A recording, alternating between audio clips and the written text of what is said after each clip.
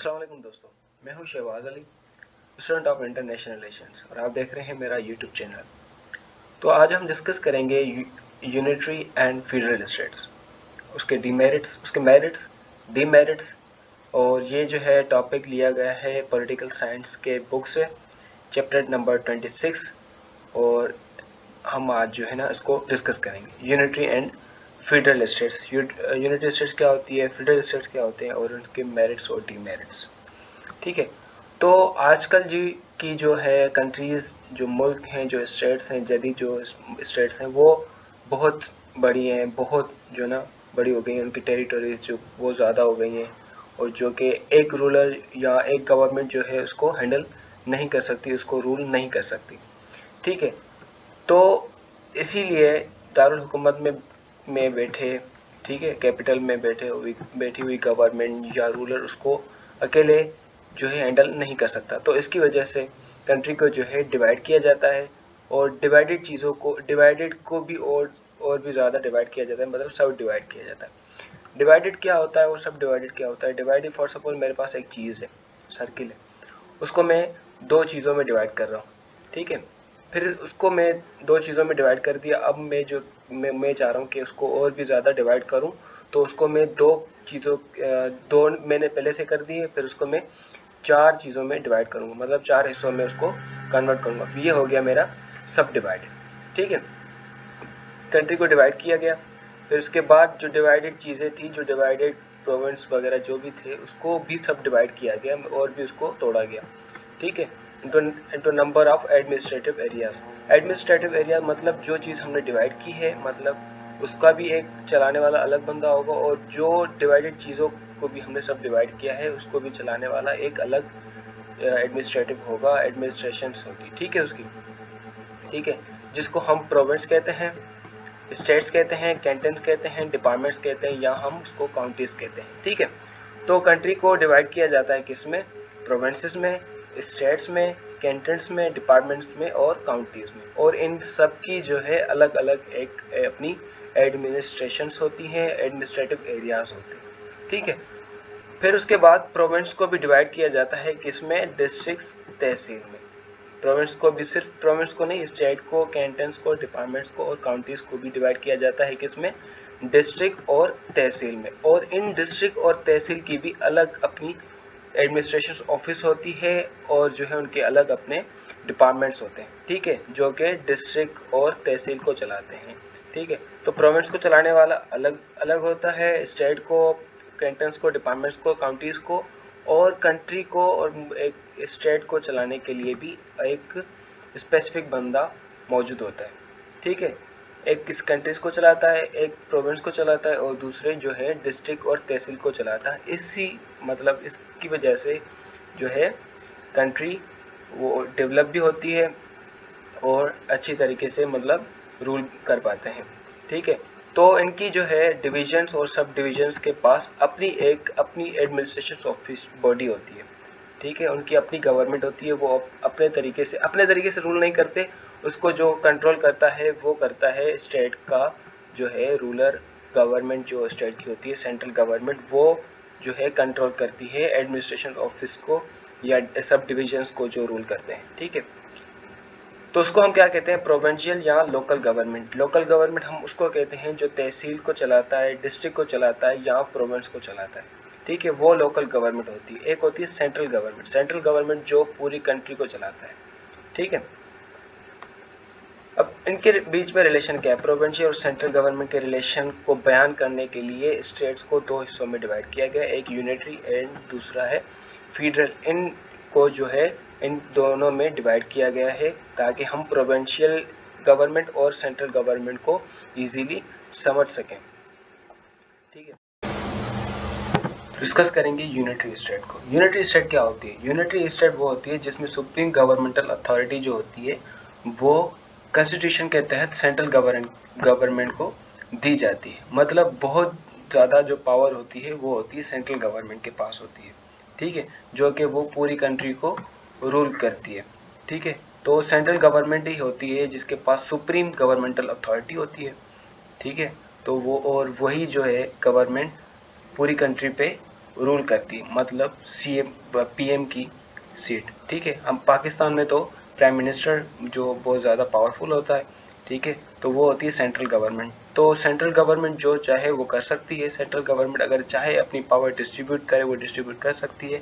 अगर वो नहीं चाहता, वो नहीं करना चाहता, तो वो नहीं भी कर सकते। उनके पास वो पावर होती है और जो चाहे वो कर सकते हैं। ठीक है, तो कंट्री जो है वो डिवाइडेड होती है बहुत से प्रोविंसेस में, कैंटन्स में और डिपार्टमेंट्स में, जिनकी अपनी लोकल एडमिनिस्ट्रेटिव बॉडीज होती हैं, मतलब वो उनकी अपनी गवर्नमेंट होती है।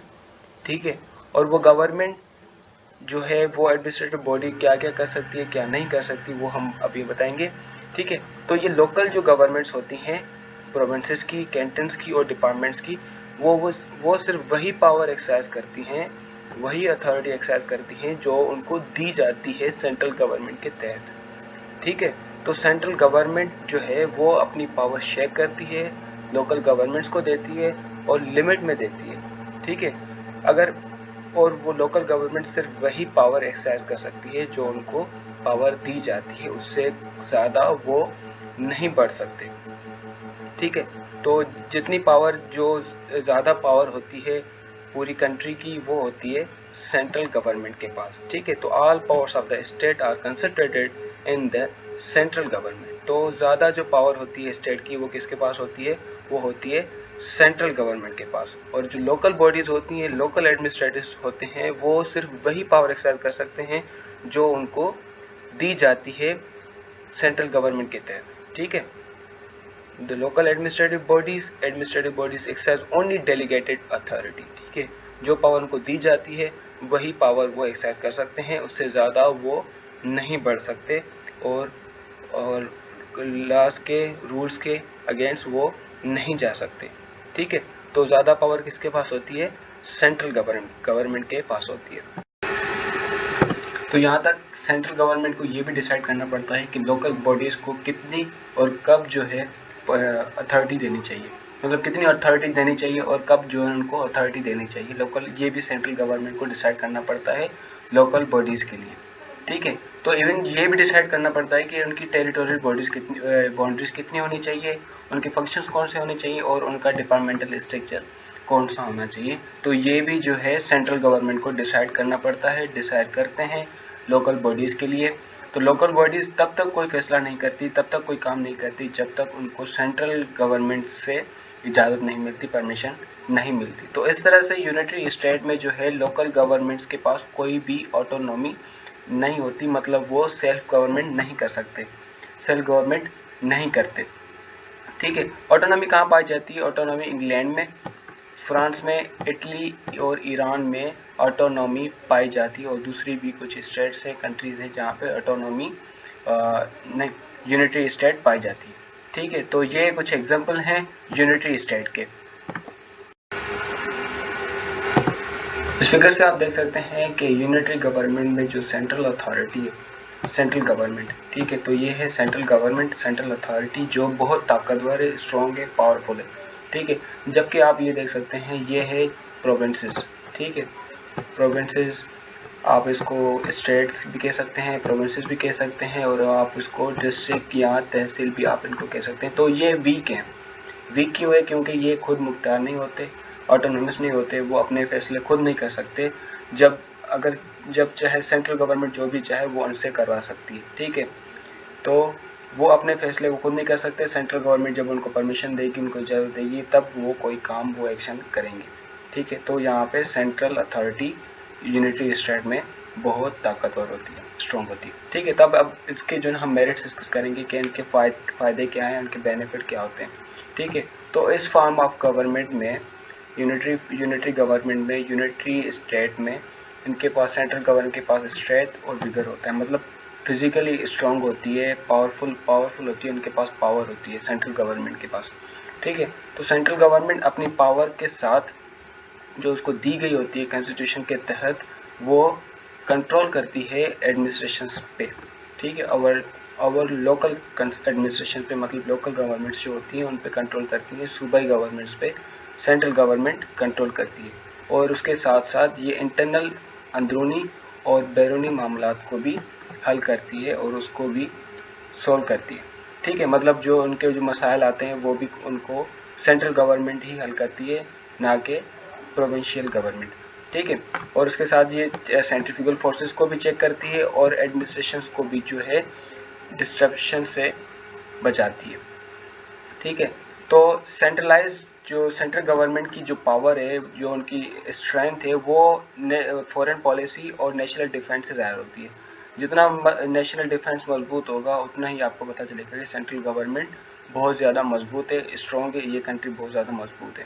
ठीक है, तो नेशनल डिफेंस हमारा मजबूत होगा तो हमारी कंट्री भी मजबूत होगी, स्ट्रॉन्ग होगी।